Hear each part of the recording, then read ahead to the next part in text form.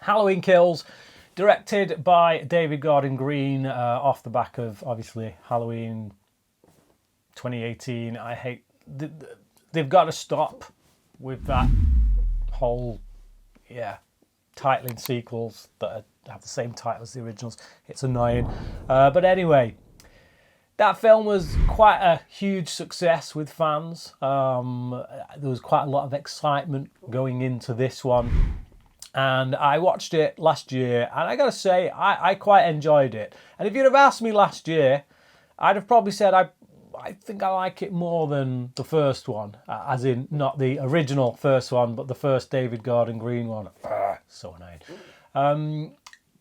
Now, having seen it multiple times, having a clearer head about it, being able to watch it at home, pause, think about things, this is definitely not as good as Green's first one. A film which itself is not that spectacular to begin with. Yes, it was a really good Kickstarter to reinvigorate the franchise, kind of bring it back to modernity, so to speak. But this one, it's not good.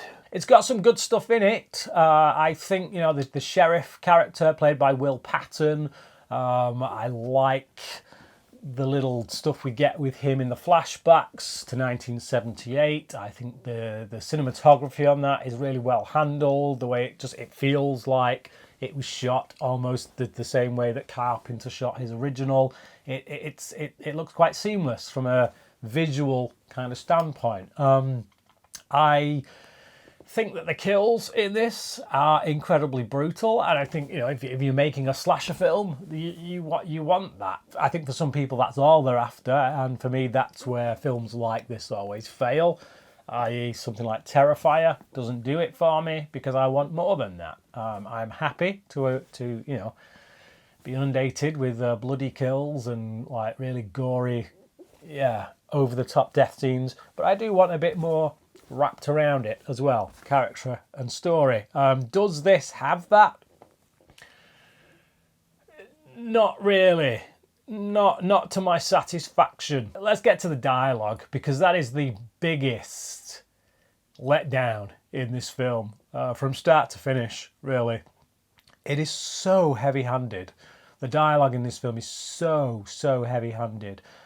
Any points that this film has to make, even ones that are worthy of making, they're just hit over your head so hard. The writers of this film do not know what subtlety means. There's a good commentary to be had on modern day society with regards to divisiveness in the US, division in the US, witch hunts, things like that, cancelling people and just stirring stuff up so that everybody kind of goes after a target. You can see that there is room for the story of Michael Myers to have that kind of story, to make that social commentary. But it's just punched through the screen at your face. So many things are just laboured, like the way that it's seemingly every character thinks that they are the one that has to bring down Michael Myers. They are the one who's got the history with Michael Myers.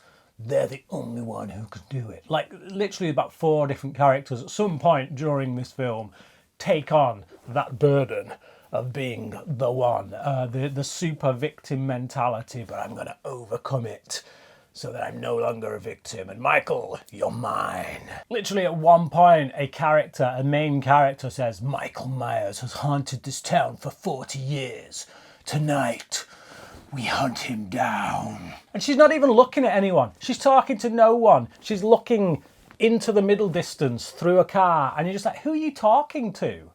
Who are you talking to right now? It's like you're inner monologuing, but out loud. There's a lot of scenes in here as well that are like unintentionally funny. The first, when I saw this last year, prime example, the scene with the fireman, they all get taken out in brutal, bloody fashion. And when I first saw that, I thought, oh man, that's brutal, that's sick. That's like, yeah, that's what you want from Michael Myers, just like laying waste to people.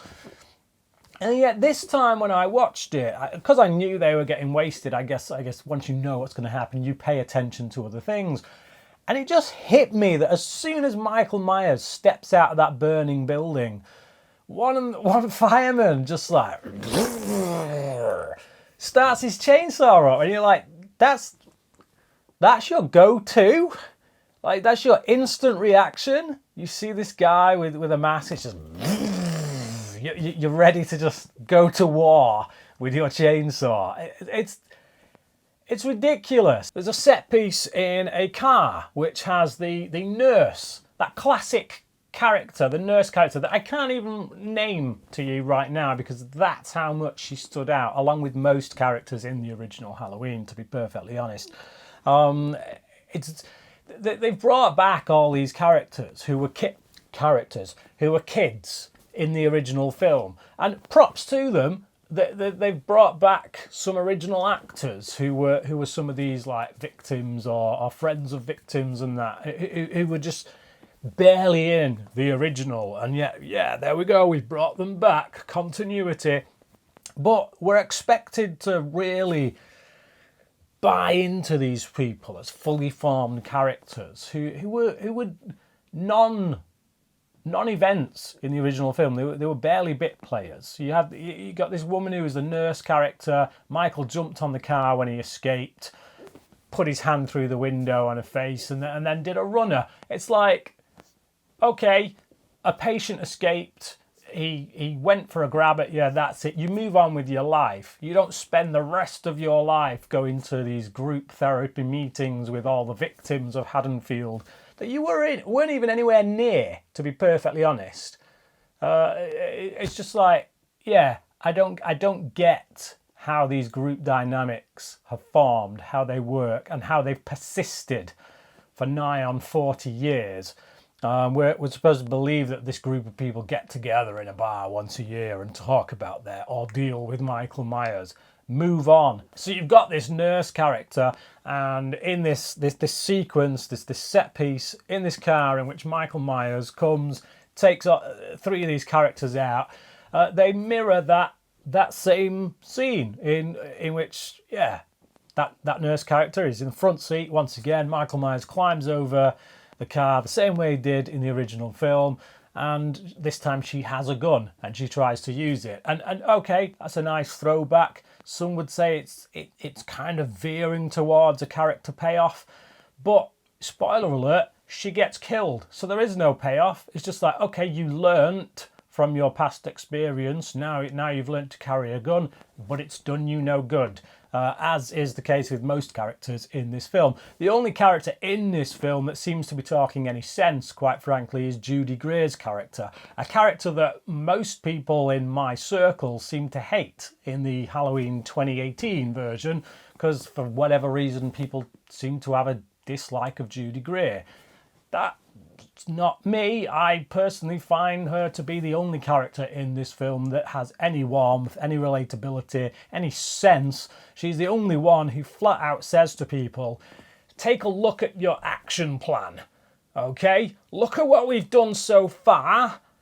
Has it worked? No. Then let's leave this to the police because we are clearly ill-equipped. Laurie Strode spends most of this film in a bed, which I can only assume is, again, another reference to the original Halloween 2, a film that this new iteration has sworn to abandon. You know, it wasn't good enough to be counted as canon, so we've abandoned it, and we've only counted the first one. But what we're going to do is we're going to reference it constantly.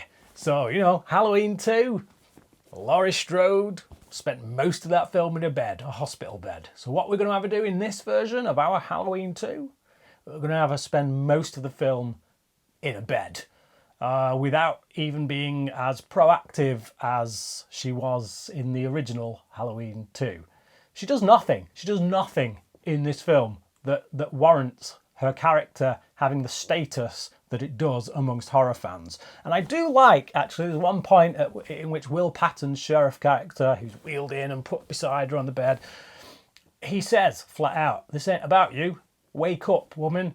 It's like the fact that he ended up at your house was all Sartain's doing. He wasn't going to you. He's got no interest in you. He's just going back home. You're not the main character. You're not the big, Batman to Michael Myers, his Joker. You're just a random woman that happened to get hit one night by him as he was making his way back home, and you've carried this with you for 40 years, and you've made it your absolute obsession. I mean, talk about melodrama. At one point, she refers to the whole situation as the darkness that I have created. Who speaks like that? Who speaks like that? Within the situation that they're in, just like, seriously, everyone's talking like they're inner monologuing. Also, I know the hospital is a little overrun, what with the amount of patients that are suddenly getting rushed in with Michael Myers doing his slash and hack jobs. But did nobody think to cover up the kid from the first film? He's just sat there naked on a bed, just like holding his face. And his mum sees him through the window, and you're just like, okay, why are dead bodies just lying around? Not covered up. Admittedly, they do run upstairs at that point. They shouldn't even be up there, but even so, I just feel like these bodies would be covered up.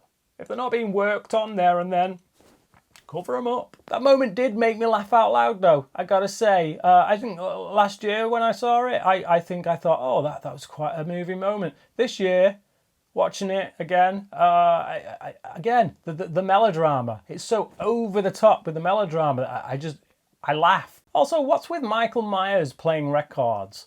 At one point towards the end of the film, the granddaughter and her ex-boyfriend, they go into the house to try and find him, and he sticks a record on. Just like, I don't see that myself. I don't really see Michael Myers just playing records, chilling, playing his records with dead bodies in the corner. There's so many references here as well to Dr. Loomis, because they have to have the ghost of Loomis looming over the franchise the whole time. And it's just like, yeah, we get it. We get the weight of that character to the franchise, but it's enough already, okay? I like what they do with him at the beginning with the flashback where they use footage of Donald Pleasance.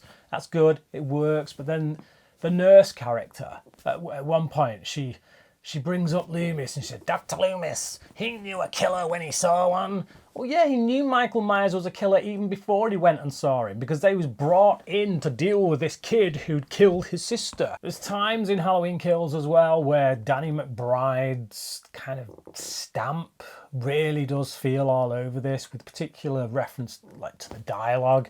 There's certain characters that, like, he comes from that crowd, doesn't he? The Seth Rogen, Pineapple Express, all that kind of stuff. They're all involved in those movies together. They all have that same kind of sensibility about them. Everyone's got to be on drugs. And, there's a point in this film when this character, this older character, is talking to the girl who's lost her dad.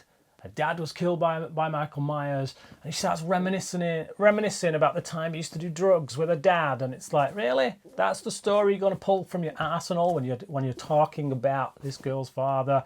Well, yes, it is, because the words that are coming out of your mouth are written by Danny McBride, and that's his idea, I guess, of really getting to the heart of the matter. Let's talk about drugs, lighten the mood and talk about drugs. And if it's not that, it's two gay guys accosting a bunch of kids with really foul-mouthed dialogue and talking about things of a violent sexual nature to those kids.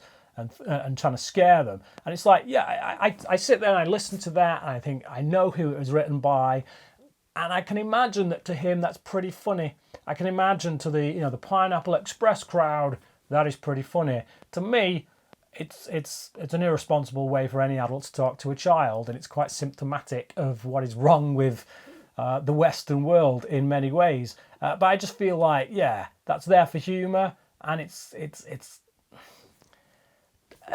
I can't help but think of Danny McBride when I hear that dialogue coming out of the mouths and hearing him say it, to be honest. Him, Seth Rogen, James Franco, that crowd. And the fact that I'm thinking that, it annoys me because they're just not the right crowd to be dealing with a franchise like this. Or maybe they are. I don't know. Maybe I give something like this too much credit. I don't know. I look at that original Halloween film, the John Carpenter film, and I think there's a bit more class there. Yeah, it was made on the cheap. Yeah, it's at the end of the day, it's just a slasher film, but it felt like it had a bit more class, a bit more intelligence behind it. Whereas this just feels crass and heavy-handed and melodramatic, over the top in the worst ways. And it's just not really a good film. I do think that David Gordon Green is capable of making a good film. For anyone who's seen Stronger, I still think that's his best film. I think it's a very good drama. He's capable. He's more than capable. This is not a good film. It's got some nice looking shots in it. Cinematography is quite nice in places. I think the music, once again, by John Carpenter returning, is pretty good. Quite effective. I think the half of the kills are pretty good. You know, if you're into that kind of thing, they're brutal, they're bloody, they make you go, oh. Sometimes they're funny, sometimes unintentionally so. But as a film, as a character-driven story piece with something to say about society, it tries, but it misses the mark. I'm going to give this a 2 out of 5. That's my thoughts. What about yours? Do you think I've been too harsh? Probably. I'll probably get a barrage of hate for some of my comments. But yeah, leave them down below in the comments section. Let me know what you think of this film. Thank you for watching this review, and until next time, cracking.